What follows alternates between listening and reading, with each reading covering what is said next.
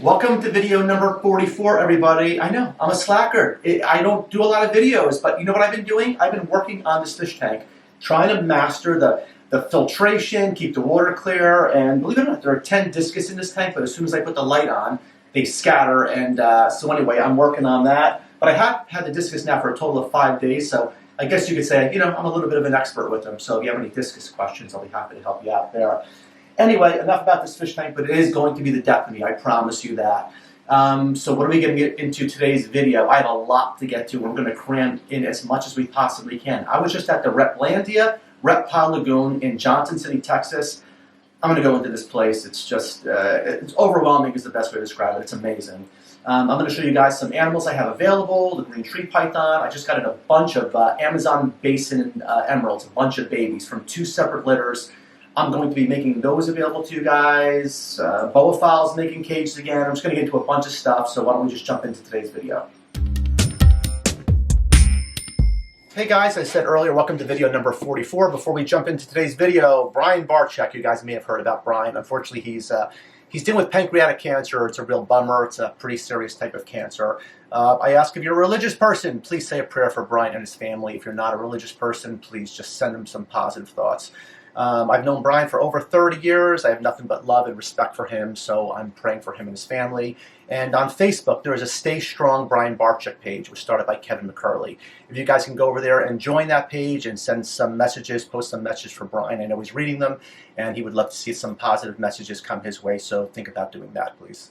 Okay, next subject is Boaphile cages, Jeff Roney Boaphile cages. I'm going to put a link on the bottom of this video. You guys always ask me where I get my cages from. Well, Jeff had a shoulder injury for a couple of years, actually. He was out of commission. Good news, he was now making Boaphile cages again. So if you like my cages, I happen to love Boaphile cages. They come fully assembled, lights, heat panels, and I'm a big fan, which is why both of my rooms are done with Boaphile cages. So if you're looking for new cages, consider checking out Jeff at Boaphile Cages, and you can see what he has available. Next subject, dry sheds. You know, before I went to shoot this video this morning, I woke up, and of course, I had a green tree python with a dry shed. It's pretty cold outside. My heat is constantly kicking on, despite wetting down the cocoa chip in the enclosures, which helps tremendously. I still had a dry shed. I want to show you guys really quickly how I deal with dry sheds. A lot of people soak a dry shed, but if it's really caked on, oftentimes even soaking the animal is not going to do the trick. So here's what I do. I take a 12 or 15 quart Rubbermaid container. In this case, it's a beautiful Maniquari green tree python female, and you can see she's got a dry shed on her. So what I did is I take some paper towel, and I just drench it, okay? I just drench the entire paper towel, as you can see on the bottom of the enclosure. I poured the excess out. So it's not like sopping wet, but it's nice and damp, okay? It's going to maintain like 100% humidity in this enclosure. And then I take the entire enclosure, I'll just put the lid on like so, and I throw it in one of my incubators. Temperature in this incubator right now is about 84, 85 degrees. So between the 84, 85 degrees, the sopping wet paper towel, and the enclosed, it's just everything sealed tight. There's some air holes in here, but it's going to maintain nice 100% humidity. And by tomorrow morning, this animal will have shed its entire skin. So why don't I soak my animals instead? A lot of times I just don't have as much luck with soaking an animal. I find with the paper towel, when the animal starts to moving around in the enclosure, especially during the night when they become active, it just helps with the shedding process tremendously, far better than it would help with water. So again, you have a dry shed, consider doing that. Take your animals, saturated paper towel, 12 to 15 quart Rubbermaid, stick it in the incubator overnight. I think you're going to really like the results you get with that. Let's talk about some available animals. I never really show you available animals on my videos, so let's do that. I'm going to show you an animal that's available right now, as well as some babies that are going to be available in the very near future. Let's start out with this animal right here. This is a 2019 Aru cross Biak male green tree python. This is a 2019 captive bred and born. This was a yellow baby. 75% Aru, 25% Biak. The lineage is actually the father of this animal was produced by Rico Walder from Signal Herp. So this one, a lot of sentimental value to this one as well, being a Rico Walder animal. Frozen thawed solid feeder. It's currently on Morph Market right now. And NITO tested. As of January 2023, I can show you a NITO test on this animal showing that's obviously a negative result. So if you need an extra adult male, ready to breed. He was actually off of feed. He just went back on feed, frozen thawed rat pups. Just a really pretty male that I have available. So I'm going to put him back right now. And next up, I'm going to show you, these are not available yet. I'm going to take one out that just fed. Let's take a look at what we got here. But, and there's various amounts of white on these guys, so check these out. These are little captive bred and born Amazon basin emeralds, and I have 2 litters of babies that I need to get feeding, and once fully established, I'm going to make them available to you guys.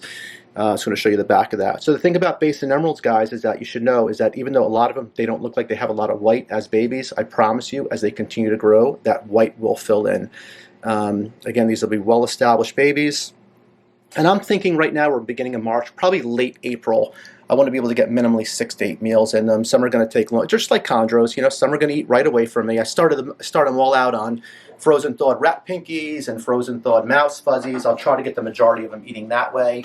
And then what doesn't take the frozen thawed, then I'll jump over to live. But I try to do everything I can to prevent live feeding, just only because it's a pain in the butt. I don't really necessarily breed, you know, for live on a regular basis. So if you're ever looking for a captive bred and born baby Amazon basin and you don't want to break the bank, my goal is to try some of the lower white animals, the ones I can tell are obviously going to be lower white. I'm going to try to price them accordingly. I'm thinking probably in the high 3K range, something in that area. So, and I also have some high white animals. So again, if you're looking for a captive bred and born Amazon basin emeralds, check back later. Also, I wanted to mention every perch I ever show you guys when I'm showing in my room, these are used to be. Oh my God, specialty enclosure designs by David Brahms, and now it's he calls himself the Reptile. The Reptile perch is the name of David's company. So if you're looking for perches, every animal I have, from a baby to a subadult to adult, are by David Brahms. Now the Reptile perch, and I'll put a link to the Reptile perch in this video. Formerly Specialty Enclosure Designs. I cannot speak highly enough about David and his perches. He's just super professional. You put an order in, he just has his stuff together. So if you need perches, please consider checking David's site out. And again, I'll put a link to that on the bottom of my this video. Okay, Reptilandia, Reptile Lagoon. If you guys are into reptiles, I think I said this earlier, the best way to describe this place is it's overwhelming. It is open to the public right now. A small percentage of it is open to the public. The remainder of it's going to be open to the public very soon. In this video, here's the cool thing. So when you're watching it, you'll see the finished enclosures, about 30 of them. You can get a sense of just how beautiful and meticulous they are. I love the bow and eye exhibit with the underground burrows and everything. Everything's so natural for the Bowen's pythons. But stay tuned for the second part of the video, only because that's when I show you the unfinished part. There are 80 enclosures in that facility that are not yet finished, but will be finished very soon. And the thing about them is, like the crocodile monitor enclosure, guys, I'm telling you, it's probably as big as, I'd say it's about half of my house, honestly. That's not an exaggeration. I don't know if you're going to get that sense from watching the video, but it is enormous, and you guys got to check it out. Quick shout out, so Quetzal Dwyer is the owner and creator of Reptilandia. Quetzal, that name sounds familiar. He had an amazing facility in Costa Rica. I think he actually wound up selling that over the last couple of years. But he's going to duplicate his efforts here in the United States, what he did over in Costa Rica. He had this amazing facility over there. He actually bred Bowen's pythons over there. He was breeding green sands India over there and a plethora of other animals. So he's basically duplicating his efforts here. Also joining him are Ari Flagel and Ari's wife, Ryu. They're just wealth of information between both of them. I mean, Ryu just blew me away, honestly. Like she just knows her stuff. Ari with his, you'll see all the enclosures, all the rock work, all the tree work. Ari is the guy is just an artist, and if I ever won the lottery, I'd hire him just to do all the infrastructure within my enclosures, all the rocks and the trees. So I think you're going to really enjoy Reptilandia, Reptile Lagoon in Johnson City, Texas. So check out this video. Guys, welcome to Reptilandia, Reptile Lagoon. Entire property is about 10 acres. There's plenty of room for expansion. It's just looking awesome. It's definitely, we're in the middle of some construction going on. There's a second building opening up very soon. But I just want to give you guys an overall quick tour, just to give you a sense of just how big this place is, and most importantly, how awesome this place is. Sorry for the noise, but as I mentioned, we're doing a lot of construction here. And you can just get a glimpse of the grounds, just all natural grounds. It's like 10 different species of snakes, I think. I was told, are out in this area. So we're going to start off by going into the park that is right now finished. There's about 30 exhibits in here. And you can get a sense of just the size of this place. So as I said, there's about 30 exhibits in here, all very much zoo-like. This is definitely one of my most favorites, just various wetlands exhibits. Just the water's crystal clear. Ari Flagel did all the rock work in here. These roots is just incredible. I'm going to step back. It's hard to get a sense of the size on the camera, but it's super impressive. So yeah, I want to give just a sense of the overall exhibits in here. I know we're going quickly. Lots of different animals, lots of hot stuff, venomous, boas pythons, various lizard species. This is a southern and central, I believe, type of enclosure here. But again, just the glass is so meticulously clean. I can't even keep my own cages this clean, the glass. I don't know how they do it here, but it's pretty impressive. Some turtles resting over there, and they mix a lot of different species, which is really interesting, but they obviously know what they're doing. What I want to show you guys right now is I want to take you to the boa and eye exhibit, because I know that's what we love, right? A lot of arboreal boas and pythons. So let's go over to the boa and eye exhibit, walk back over here, and once we're out of here, what I'm going to show you, it's going to really blow you away, is the park that's currently under construction. I mean, you think this is amazing? You guys haven't seen anything yet. There's actually a Mangshang viper exhibit in here. Unfortunately, they're being a little shy today. I wasn't able to see them, but you can just see how naturalistic everything is. The waterfalls, I mean, this is how you do it. And let's go over to the boa and eye exhibit. Guys, I couldn't even begin to tell you how big this was. I believe that is a big female basking. It's hard to see her because these exhibits are huge, but so fingers crossed. You didn't hear this from me, but rumor has it she's anyway, there's a good chance good things are happening with that female. I'll just leave it at that. I don't want to even say it out loud, so we'll just leave it at that. How big is this exhibit? I don't even know. I would say it's at least probably 15 to 20 feet wide, probably another 10 feet deep. It's so high, and what's really cool about it, let's see, actually, you know what? Here's a big male over here. I hope there's not too much of a glare. Big, beautiful male in there. He's been doing his thing with that female. And what's really cool about this exhibit is there are three basically kind of nesting areas, tunnels, if you will, for the animals to get away from the public. And as you can see, very naturalistic. As you guys know, Ari is a true subject matter expert with all things boa and eye. So this is pretty much an exact duplication of what's going on in Papua New Guinea with these animals. And I was just getting a big education from Ari over the weekend about boa and eye. And so anyway, this gives you a sense of what's currently done right now. Just beautiful. Just not only the enclosures are beautiful, but just the whole finishes of everything, and it's just the way the cages are lit, and you know, it's even, if you can look, it's all natural sunlight up in each enclosure as well, which is really cool. And it's just state of the art, exactly what the animals need and what the animals want. So this is the finished part. There's about 30 enclosures in here right now, and it is open to the public. And now I'm going to show you guys the part they're working on, and just fasten your seatbelts. It's going to get really loud in here in a second, but it's going to be a Fly River turtle exhibit, and this is going to be the breeding site. This is the unfinished part, guys. You can just get a sense of it. They're doing a lot of work in here, so I'm trying to move quick because it's going to get really loud in a second. But what's really cool, you see that tunnel right there? That's where the Fly Rivers are going to crawl up to that tunnel to get to a nesting site. As steep as it is, I've been assured that that's what they do, climbing up banks of rivers and laying eggs, and it's amazing. But anyway, let's just keep walking in this because, like I said, it's going to get loud. Just as you guys can see, it is exhibit after exhibit. I anticipate this place is going to be open in the next. It's open right now, but as far as, I mean, look at these enclosures, guys. It's just ridiculous.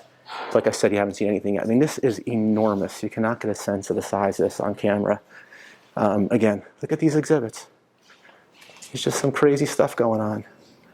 If I was an animal, I'd be super happy to be living in one of these.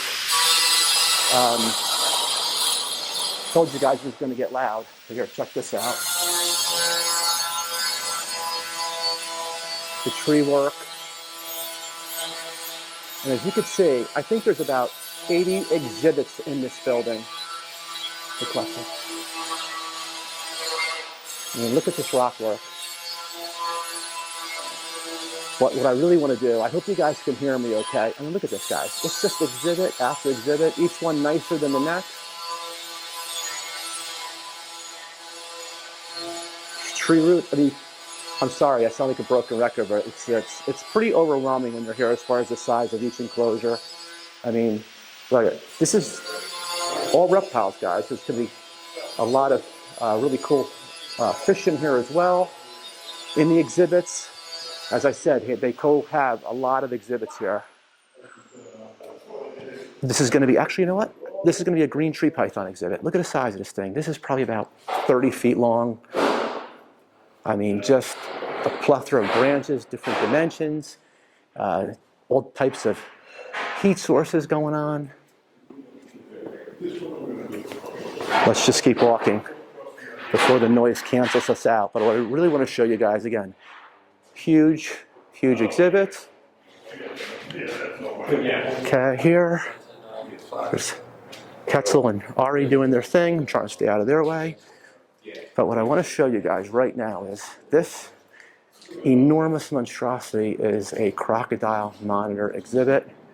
Okay, this whole thing, walk with me, this entire thing is a crocodile monitor exhibit. And what I'm going to do is, because I'm still so young and spry, hopefully I don't kill myself, I just want to crawl. I'm actually inside the exhibit right now, okay? Look at these trees, look at this rock work, all again natural lighting in these exhibits. And they are literally just a very, very short time of getting this building open. All the enclosures are pretty much done, just some ceiling going on with water. But I'm going to be, right now, what I'm standing on, is going to be all water at my feet right now. Again, this is all just one exhibit. This is all crocodile monitor exhibit. And this is 3 stories. It goes all the way up to the top up there, which you have access to as a guest here, as a visitor here. Again, this huge tree. Another huge tree. So now what I'm going to do is walk with me, guys. Hang with me. Let's go outside. Again, I want to walk down the hall here so you guys could get a sense of just how big. I'm not even showing you guys everything. I wouldn't have time for that. But I just want to show you guys how big, how long this walk is outside of this building. And why this is probably going to be, I would say, the largest by far pure reptile exhibit in the United States. Hold on, we're almost there. And we're out. And we are out. And as you can see, in order to get to the reptile exhibits, you actually have to walk outside. This is the entrance building, and there's some cool artifacts there from Indonesia. It's a little gift shop. There's going to be food here, concessions. I mean, it's these guys unfortunately got delayed a lot due to COVID, but they are on a mission to get this place open as soon as possible. And I feel super privileged to get here early and before it gets too crazy here. But this is Johnson City, Texas. If you're in the area, it's changing every day and growing, so please come check it out. Hey, hope you guys enjoyed that tour. And again, it is open to the public, so you can go there anytime and check it out. Also, you ever thought about sponsoring any of the exhibits? Some of the smaller exhibits, you know, for a very reasonable price. Pretty cool. You get your name up on a plaque over there. Please consider doing that. You pick out your favorite animal, your favorite species, and you can sponsor one of the exhibits. I wanted to show you guys another one of these little Amazon basin emeralds before I ended this video. You can see that one has a textbook pattern to it. Now you can imagine that's a baby. This one just had its first shed, so you can only imagine how much white it's going to continue to have come in over the next year or two. And I'll keep you guys posted on all that. And that's going to be a wrap for video number 44. I hope to get my button gear and get you video number 45 as soon as I possibly can. And as always, guys, how do we end my videos? USARK. They do so much for us and ask so little from us. They're going state after state. It's, as you guys know, I sound like a broken record, but it's pretty bad out there. Also, don't forget, if you haven't renewed your subscription for 2023, your membership, I should say, please consider doing that. Gold member right here. Love USARK. I love what they do. I want to be able to keep these animals, so I'm very appreciative of everything they do to protect us in this hobby. Thank you guys so much for watching, and I hope to see everybody soon. Who has the best YouTube channel? Me